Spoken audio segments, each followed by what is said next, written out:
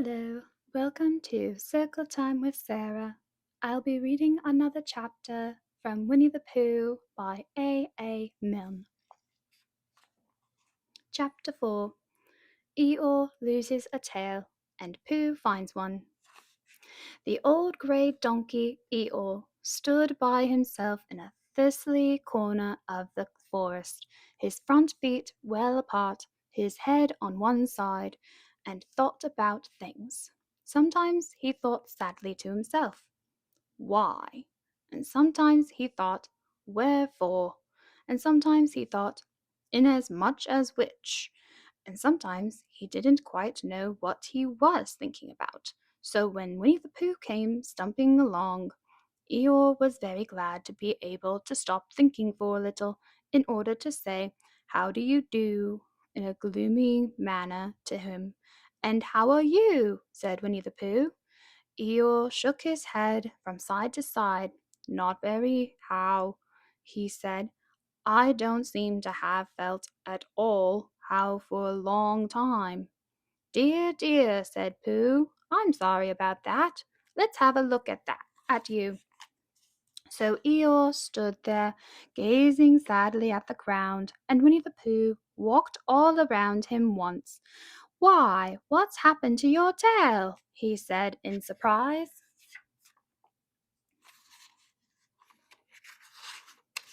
"What has happened to it?" said Eeyore. "It isn't there." "Are you sure?" "Well, either a tail is there or it isn't there. You can't make a mistake about it, and yours isn't there. Then what is?" "Nothing."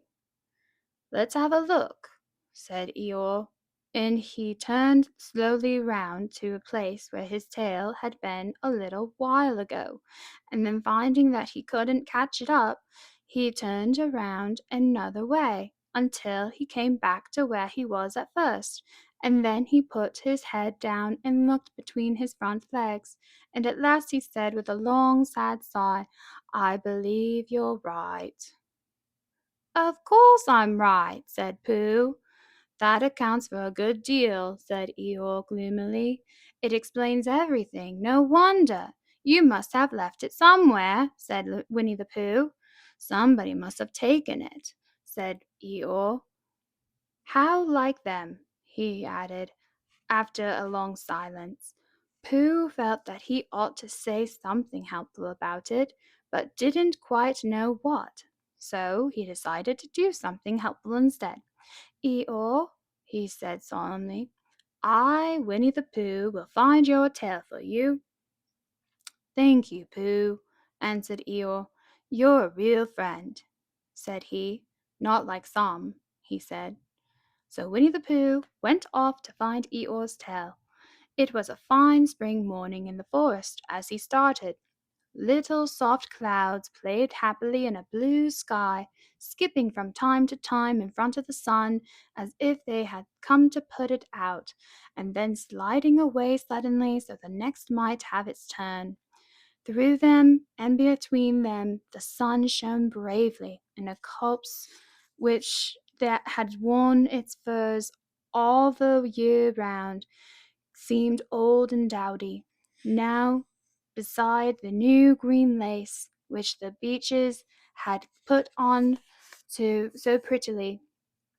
Through copse the spinney marched bare, down open slopes of gorse and heather, over rocky beds of streams, up steep banks of sandstone into the heather again, and so at last, tired and hungry, to the 100-acre wood, for it was in the 100-acre wood that Owl lived. "And if anyone knows anything about anything," said Bear to himself, "it's Owl who knows something about something," he said. "Or my name's not Winnie the Pooh," he said, "which it is," he added. So there you are. Owl lived at the chestnuts on an old world residence of great charm, which was grander than anybody else's, or seemed so to be for Bear, because it had both a knocker and a bell pull.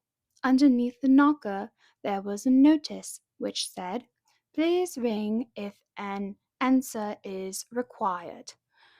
Underneath the bell pull there was a notice which said, "Please knock if an answer is not required." These notices had been written by Christopher Robin, who was the only one in the forest who could spell. For Owl, wise though he was in many ways, able to read and write and spell his own name, Owl, yet somehow went all to pieces over delicate words like measles and buttered toast. Winnie the Pooh read the two notices very carefully, first from left to right, and afterwards, in case he had missed some of it, from right to left. Then, to make quite sure, he knocked and pulled the knocker, and he pulled the knock and knocked the bell rope. And he called out in a very loud voice, "Owl! I require an answer. It's Bear speaking." And the door opened, and Owl looked out. "Hello, Pooh," he said. "How things?" "Terrible and sad," said Pooh, "because Eeyore, who is a friend of mine, has lost his tail, and he's moping about. So could you very kindly tell me how to find it for him?" "Well," said Owl, "the customary procedure in such cases is as follows." What does customary procedure cake mean?"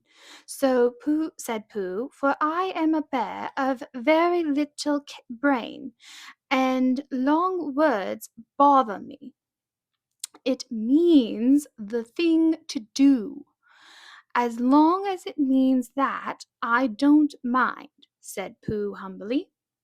"The thing to do is as follows. First, issue a reward. Then—" "Just a moment," said Pooh, holding up his paw. "What do we do to this? What you were saying? You sneezed just as you were going to tell me." "I didn't sneeze." "Yes, you did, Owl." "Excuse me, Pooh, I didn't. You can't sneeze without knowing it." "Well, you can't know it without something having been sneezed." "What I said was, first issue a reward." "You're doing it again," said Pooh sadly. "A reward," said Owl very loudly. "We write a notice to say that we will give a large something to anybody who finds Eeyore's tail." I see," said Pooh, nodding his head. "Talking about large somethings," he went on dreamily, "I generally have a small something about this time in the morning," and he looked wistfully at the cupboard in the corner of Owl's parlor. "Just a mouthful of condensed milk or what not, with perhaps a lick of honey." "Well, then," said Owl, "we write out this notice and we put it up all over the forest." "A lick of honey," murmured Bear to himself, "or not, as the case may be." And he gave a deep sigh and tried very hard to listen to what Owl was saying. But Owl went on, using longer and longer words, until at last he came back to where he started, and he explained that the person to write out this notice was Christopher Robin. It was he who wrote the ones on my front door for me. Did you see them, Pooh? For some time now, Pooh had been saying yes and no in turn, with his eyes shut, to all that Owl was saying, and having said, "Yes, yes," last time, he said, "No, not at all," now, without really knowing what Owl was talking about. "Didn't you see them?" said Owl, a little surprised. "Come and look at them now." So they went outside, and Pooh looked at the knocker and the notice below it, and he looked at the bell rope and the notice below it, and more he looked at the bell rope, more he felt that he had seen something like it somewhere else some time before. "Handsome bell rope, isn't it?" said Owl. Pooh nodded. "It reminds me of something," he said, "but I can't think what." "Where did you get it?" I just came across it in the forest.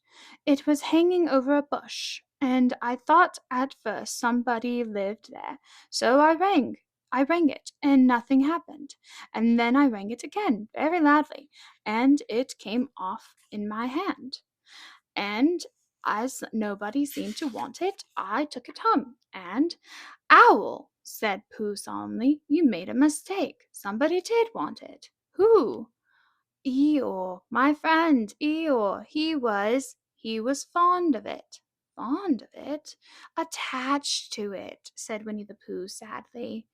So with these words he unhooked it and carried it back to Eeyore, and when Christopher Robin had nailed it on its rightful place again, Eeyore frisked about the forest, waving his tail so happily that Winnie the Pooh came over all funny and had to hurry home for a little snack of something to sustain him, and wiping his mouth half an hour afterwards, he sang to himself proudly, "Who found the tail? I," said Pooh, "at 1:45. Only 'twas 11:15, really. I found the tail." The end. Come back next time and I will read Chapter 5, Piglet Meets Huffalump. This concludes Circle Time with Sarah.